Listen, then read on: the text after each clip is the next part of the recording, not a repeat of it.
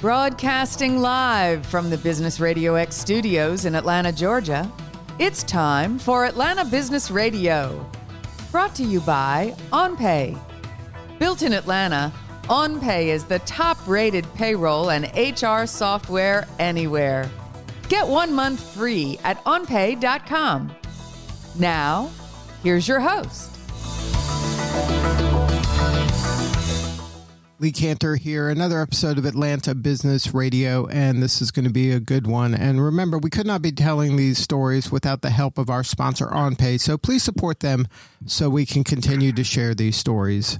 Today on Atlanta Business Radio, we have Diane Wilush, and she is with SPADD, Service Providers Association for Development Disabilities. Welcome. Well, thank you. Now, glad to be here. I also know you're with the United Cerebral Palsy of Georgia as well, but we're here to talk about SPADD today, right? Yes, that's correct. I'm the president and CEO of United Cerebral Palsy of Georgia and South Carolina, but also serve as a board member of SPADD, and which is, like you said, Service Providers Association for Developmental Disabilities. So now tell us about that work. Who does it serve, and how do you do it? Okay. Well, SPADD is an association of organizations throughout Georgia who provide daily services to children, adults, and their families who have intellectual or developmental disabilities. So now, the association, though, serves the service provider, or does it help kind of the consumer get a hold of these people? Like, what's your role in the ecosystem? Our role is to impact, the association's role really is to impact public policy awareness and funding for the organizations that are members so that they can most effectively provide the hands-on services to, like I said, children, adults, and their families that are impacted with intellectual or developmental disability. So the members of the association are the organizations that provide the services. And like I said, we're trying to impact public policy and awareness about the needs. And then those people, are they kind of assisted living of some sort, some group homes? Are they individuals? Like how is the group defined? Yeah, well, really, really the membership of the organization provides an array of different services, really almost a cradle-to-grave kind of concept.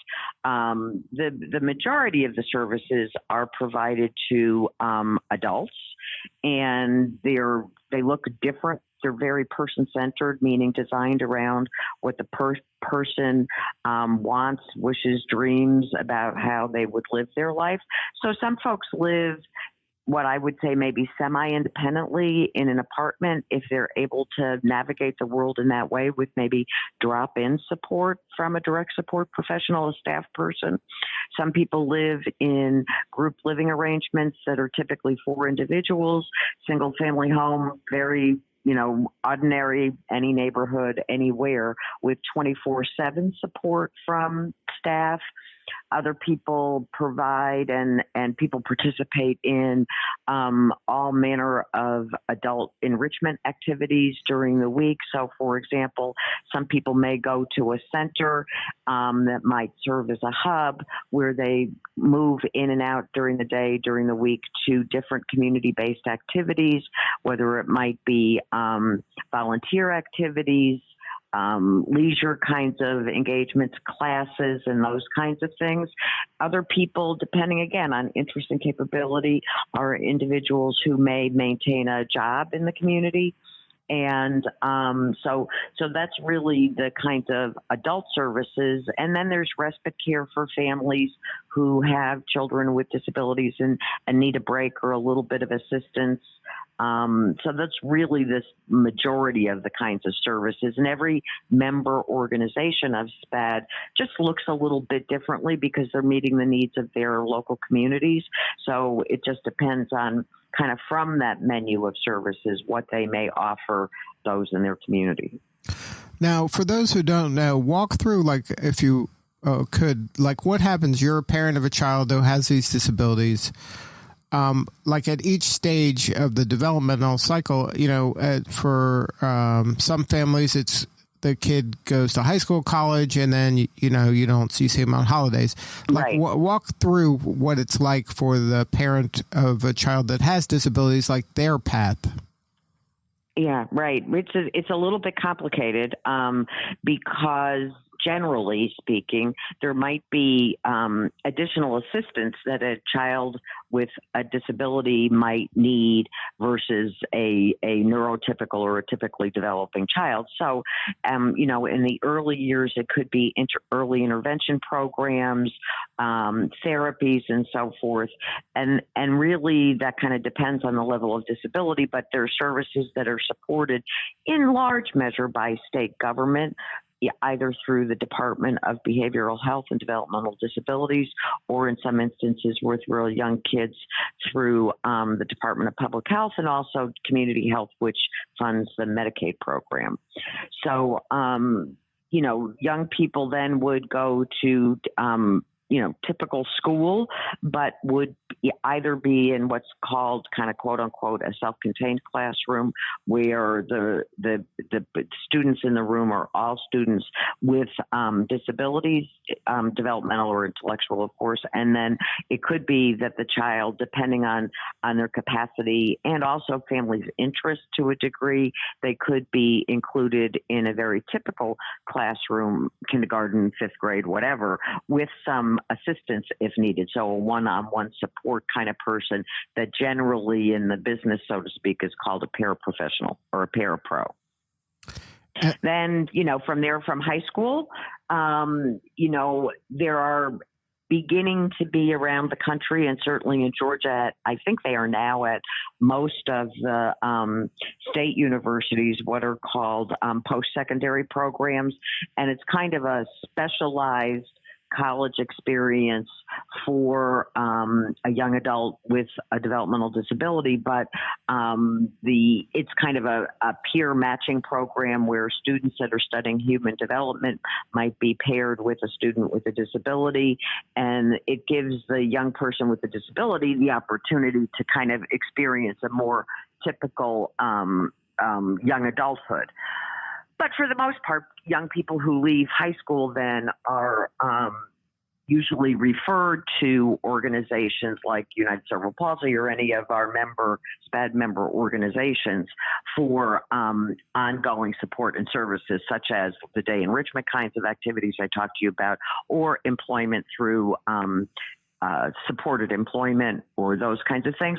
And, obviously parents are aging at this point, and then the need to begin to look for alternatives for housing to maybe free them up if they're not capable of providing the care anymore, if they need to work and can't provide the care that's needed at home, then kind of the path moves into a residential supported housing kind of arrangement. And then in order to help these people that have these developmental challenges and then to create some sense of an atypical livelihood where there is a job and work and things like that, you partner with organizations and also businesses that provide those opportunities? Well, I think what happens, yes, the member organizations of SPADD,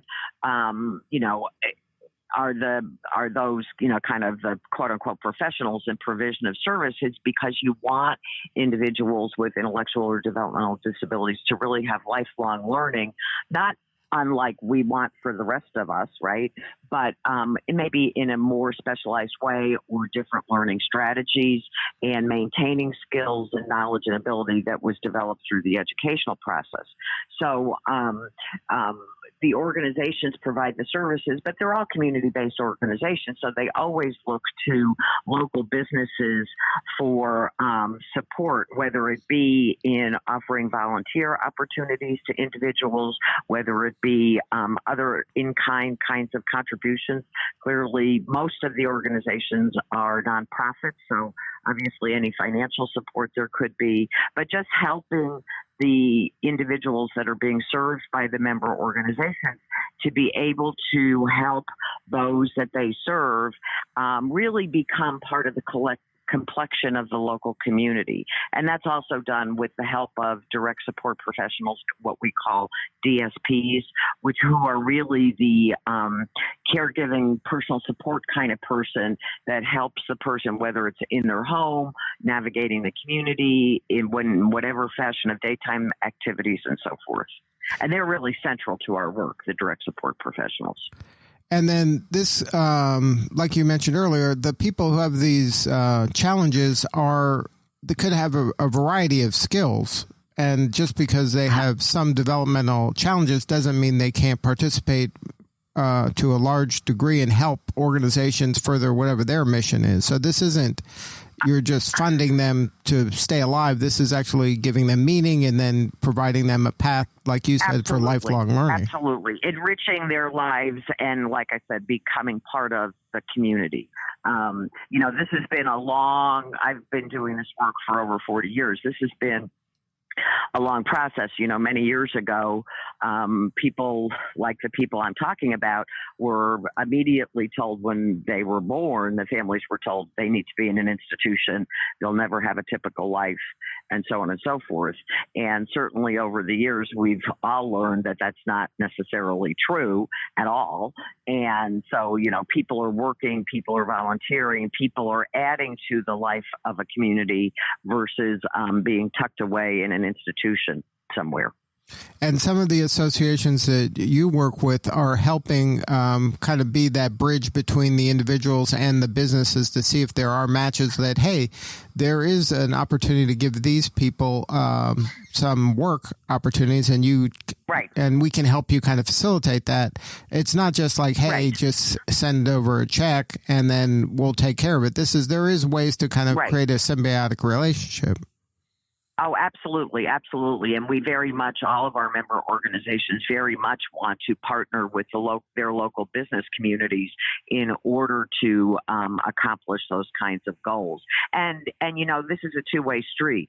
I think that when certainly in the employment or volunteer arena, when people are, when there's diversity in the workplace, which doesn't necessarily mean diversity of ethnicity or sexual preference or whatever the case may be, it's also the neurodiversity too. It's people that are potentially operate a little bit differently in their thinking, but they certainly add a richness to the workplace.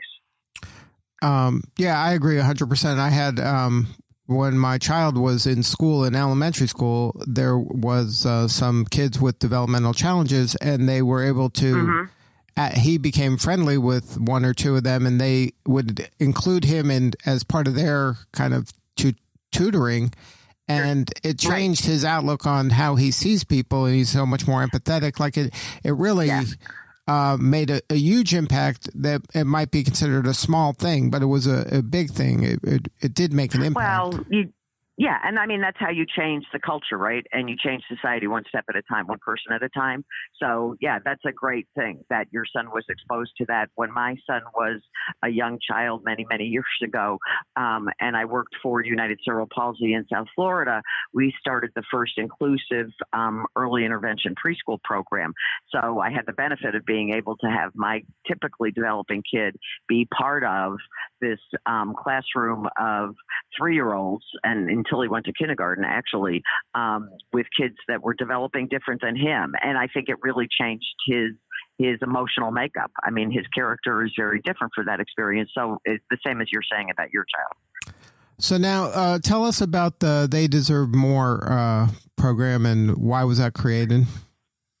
Well, this is an offshoot of SPADD, the Service Providers Association, and the objective is to draw attention to a critical shortage of people to do the work as the support partner, so to speak, the direct support professional. Like I said, we call them DSPs for short, who really are the partner and the helper to the individual with the intellectual or developmental disability, so that whether it is within the confines of a day enrichment kind of situation where they it may provide transportation to and from a location, and then help the individual, whether they're taking an art class or whether they're volunteering somewhere or whether they're learning a job. They are there to be the assistant to that person to help them in any way that they need help. You may have an individual who has really significant physical disabilities who, while they are in the community, may need assistance using the restroom, may need assistance opening and eating their lunch, whereas another individual may just need the instructions that have been given. Let's just, again, use the art class, for example. The instructions that are be giving may be breaking those steps down into a more understandable level for the individual. Then, of course, when these DSPs, direct support professionals, are assisting people on a 24/7 basis, maybe at home, they are providing an array of care. I mean, they wear multiple hats. They're a chauffeur, they're a medication assistant, they're a cook, they're a housekeeper, they're a personal care attendant, providing the most intimate care for people to the degree that they may need it. They may need just help learning to brush their teeth or being able to do it thoroughly, or they may need far more care with their personal hygiene than that.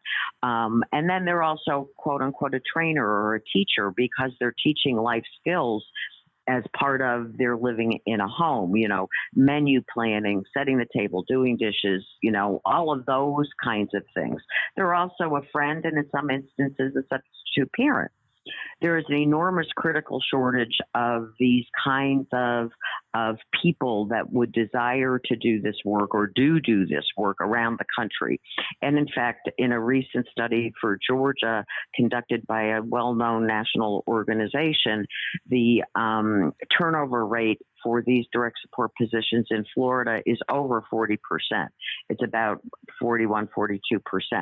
That is a horrific level of turnover, and any business can identify with the notion of having to churn that many staff people in a year, no matter what the business. There's an enormous cost associated clearly with onboarding staff and so forth and training them.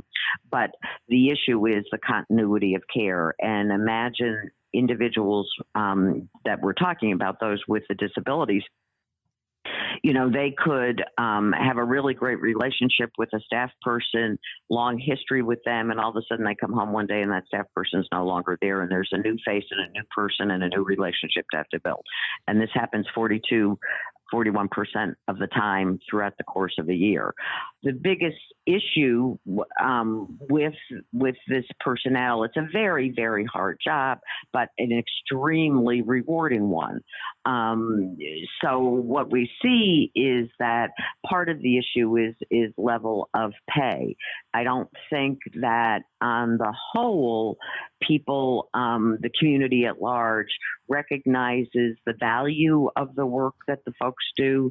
So reimbursement to the providers from the sources, which is generally Medicaid, to provide those services is not at a level that enables the organizations hiring direct support people to pay them the kinds of wages that are really what we say is a livable wage.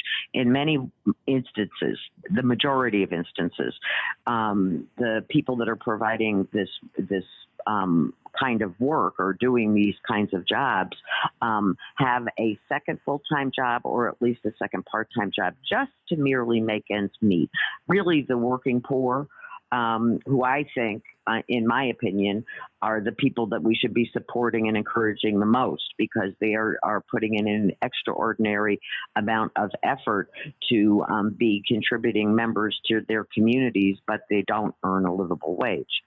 And I would add, if I could, I know I've been a little long-winded on this, but I think I would add that the important issue, I think, for people, for your listeners to understand and the community at large to understand is we're all potentially a mishap in a crosswalk, a car accident, a little stroke, or some kind of illness away from needing a person to be a caregiver to us. So clearly the elderly are facing this. We have the baby boomer generation all retiring, and while the population might be different, the kind of person that does the work is the very same. And so whether we talk about people with intellectual and developmental disabilities needing this kind of support, I think the thing that might light the fire of support for our advocacy around direct support people is the knowledge that, all of us at some point are going to need some fashion of a caregiver. Amen to that. It's happening more and more. And as more people kind of experience it closer to them personally, I'm sure this is going to change. Correct. Like you said, with the baby boomers retiring and having to deal with some of these health issues that are going to bubble up and then make it very personal. Now, I think some of the challenges when it comes to these caregivers is that the care is so diverse. Their ability to handle so many different challenges must be very difficult to match the right folks with the right people. Right. It is a challenge. I mean, it's a challenge to recruit in this workforce to get people that have the really intrinsic qualities and characteristics of empathy and compassion and patience, determination, patience. Yes. But also then it is, as you said, which is so spot on, is the notion that you have to be very flexible in being able to provide varying levels of support, varying types of interactions, because the population of people you work with are not all the same. So that's where the employer, the provider organizations really step up to play with respect to how they train and onboard the staff.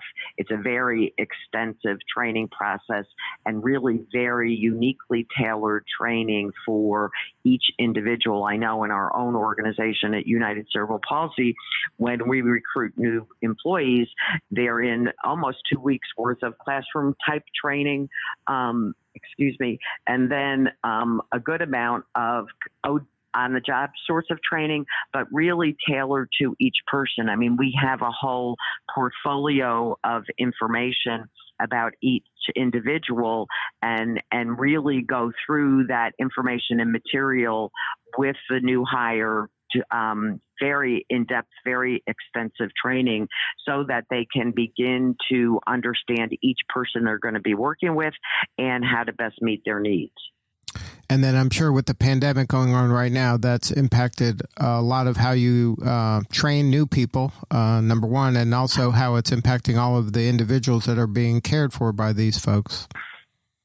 Well, yes. I mean, most of the individuals with all the organizations around the state have been on, the shelter-in-place order. They're to a high degree, while just having an intellectual disability doesn't make you vulnerable, there are a significant percentage of the people that are supported by the organizations that do have co-occurring issues and medical concerns. So they are seen as those that are vulnerable. So at this point, they're still complying with the governor's order of kind of a lockdown for vulnerable citizens till June 12th, and we'll kind of go from there. But yes, the challenge is in providing the support during the pandemic has certainly been extraordinary for our staff. They have been heroic beyond measure. Many organizations have been able to offer them kind of extra duty pay to recognize their efforts in, while maybe leaving family members or children that are out of school or whatever the complication may be, but still honoring their commitment to the work and supporting the individuals that they may care for who are now, at home 24/7, whether it's in their family home or in an organization's group kind of situation. It's been a remarkable challenge, and they've really risen to the occasion. And I think that speaks to the kinds of employees that they are. And it speaks to, I think, the message we want to try to convey to local businesses and, the citizens of the state in general, that these are the direct support professionals are really so important to the fiber of a community in providing for the care of people, the most vulnerable of citizens in the state. And the recognition they deserve, not only monetary, but with respect and admiration, quite frankly. So if somebody wanted to learn more, if there's a business out there that wants to kind of support your work, what are some of the ways they can get a hold of you and your team in the variety of ways you do serve? What people could do, I would encourage them if they're interested, because I can work as a conduit to our membership around the state, and there are members all over the state of the association. They could email me at Wilush, WILUSH, at UCPGA.org, or they could reach me by phone at 770-676-2000. And also SPADD, SPADD, the Service Providers Association, has a website where you can communicate through there as well. And really, we're hoping for people to reach out and connect with us to support the work.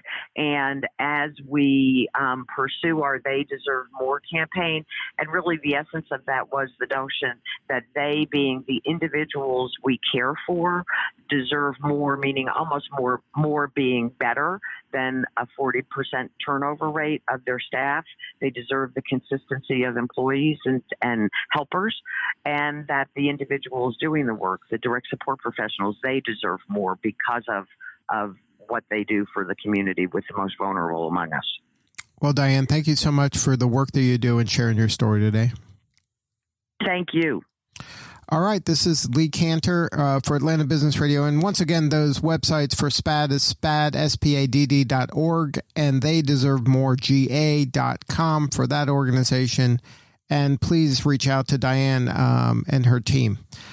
This is Lee Cantor. We will see you all next time on Atlanta Business Radio. And remember, we could not be sharing these stories without the support of our sponsor, OnPay. So please support them so we can continue to share these important stories.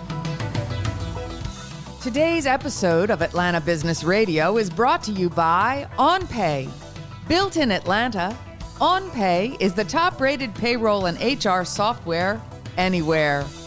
Get 1 month free at onpay.com.